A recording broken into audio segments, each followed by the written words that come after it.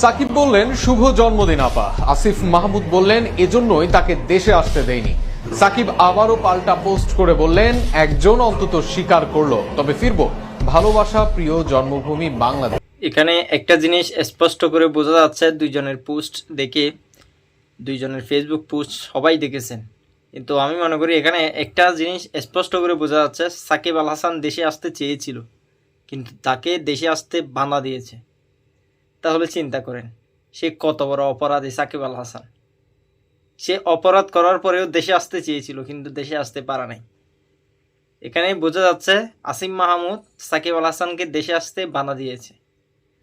তো যাই হোক, সাকিব আল হাসান একদিন দেশে ফিরবে ইনশাআল্লাহ।